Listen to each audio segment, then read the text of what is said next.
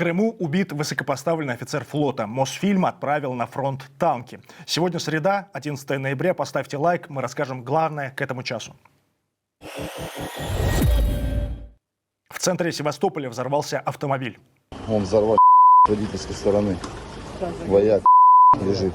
Мужчина, находившийся в машине, погиб от травм и кровопотери. Им оказался начальник штаба 41-й бригады ракетных кораблей и катеров Черноморского флота Валерий Транковский. Сначала имя погибшего назвали журналисты, а позже то, что это был именно он, изданию РБК Украины подтвердили в СБУ. Также украинское ведомство взяло на себя ответственность за ликвидацию военного.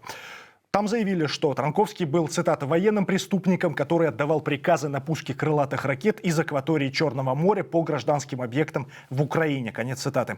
По версии следствия, взрывное устройство было прикреплено к днищу автомобиля под сиденьем водителя. Его привели в действие дистанционно. Телеграм-канал Мэш пишет, что за Транковским перед этим около 7 дней велась слежка. Следственный комитет возбудил уголовное дело по факту совершения террористического акта в отношении военнослужащего. Издание агентства при этом отмечает, что Транковский – самый высокопоставленный офицер российского флота, который был убит в тылу с начала войны. Капитан первого ранга все равно, что полковник в сухопутных войсках. Выше только адмиральские звания. Возглавляемая Транковским 41-я бригада участвовала в аннексии Крыма в 2014 году. Сбежавшие в Новосибирской области военные разгромили воинскую часть перед побегом. Об этом сообщает близкий к силовикам телеграм-канал «База». Ходит бунт. Бунт. Бунт! Юху! Все. Базара нет. Базара нет. Базара нет. Военных сейчас разыскивает полиция. По данным базы, убежали 12 человек. Ранее глава района, где находится часть, сообщал, что сбежали 10 военнослужащих. По данным чиновника и базы, 7 из них уже задержали. СМИ сообщают, что сбежавших планировали отправить на войну в Украину. Издание «Астра» со ссылкой на одного из сбежавших военных пишет, что командование части плохо к ним относилось. Именно поэтому они сбежали. В Москве загорелось общежитие ветеринарной академии имени Скрябина. Очевидцы сообщают, что в здании заблокированы студенты. В сети появляются кадры, как люди вылезают из общежития через балкон. По данным близкого к силовикам телеграм-канала «Шот», пострадал один человек. У него колото-резанные раны. «Шот» пишет, что пострадавший выпрыгнул из окна. По предварительным данным загорелся спортзал на первом этаже, огонь перекинулся на второй этаж. МЧС сообщила, что эвакуировано 247 человек. Пожар удалось потушить. Мосфильм отправил на войну свой реквизит. На фронт уже едут танки, БМП и тягачи со складовки на студии. Об этом рассказал гендиректор Мосфильма Карен Шахназаров на встрече с Владимиром Путиным. Цитата. «Я узнал, что есть потребности, связался с Министерством обороны, забрали эти машины». Конец цитаты. На сайте Мосфильма говорится, что у студии есть бронетранспортеры, самоходные установки, которые использовались на съемках. За митинг в Курске оштрафовали беженца из Суджи. Суд Курска назначил штраф в 20 тысяч рублей жителю Курской области Андрею Герасименко. Его признали организатором митинга беженцев из Суджи, оставшихся без жилья из-за наступления ВСУ. Суд утверждает, что мужчина вел предварительную агитацию. По данным издания агентства, Герасименко жил на улице Зеленой в селе Малая Локня Суджанского района. Это село находится под контролем ВСУ с конца августа. Стихийный митинг беженцев прошел 10 ноября в центре Курска. Жители требовали в том числе признать, что идет война, и эвакуировать оставшихся в городе людей. После митинга с беженцами встретился губернатор Курской области Алексей Смирнов и отправил в отставку главу Суджанского района Александра Богачева. И еще пару слов о губернаторе Курской области. Издание 7/7 сообщает о претензиях к нему со стороны прокуратуры. Региональный уполномоченный по правам человека Владимир Фирсов обратился туда из-за нарушения конституционных прав на жилье пострадавших от войны жителей. Прокуратура направила официальные требования губернатору в связи с этим.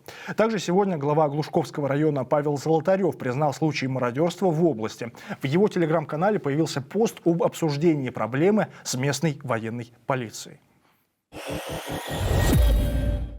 Глава Домского комитета по обороне Андрей Картополов призвал вернувшихся с войны и получивших повестки снова прийти в военкомат.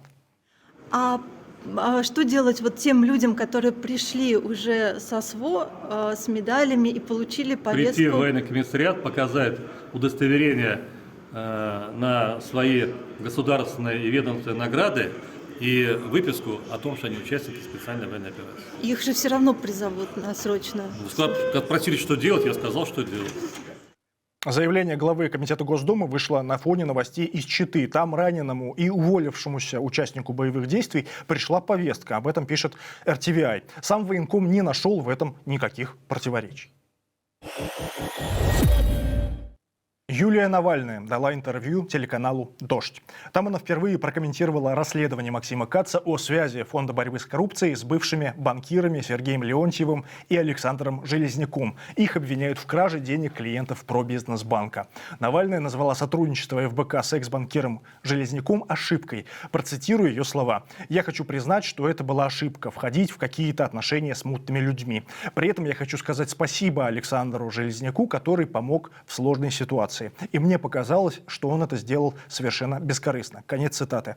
По ее словам, ФБК принимал деньги и от Сергея Леонтьева, и к ним, по ее словам, ни у каких банков не было вопросов. Леонтьев, по словам Навальной, больше никак не участвовал в деятельности ФБК. Королеву марафонов Елену Блиновскую признали банкротом. СМИ сообщают, что ее налоговые долги превысили 1 миллиард рублей. По данным РИА Новости, имущество Блиновской выставят на торги. «Известия» пишут, что дом блогерши в коттеджном поселке Миллениум Парк стоит около 600 миллионов рублей.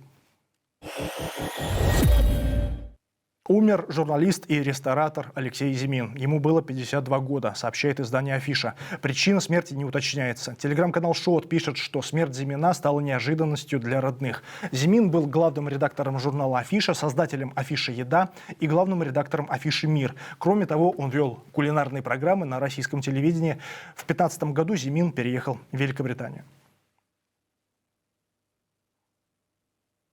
Это все новости к этому часу. Поставьте лайк этому выпуску, подписывайтесь на наш канал, подписывайтесь на нас в Телеграме. Это на случай, если YouTube окончательно замедлит. В студии работал Кирилл Седов. Увидимся. Пока.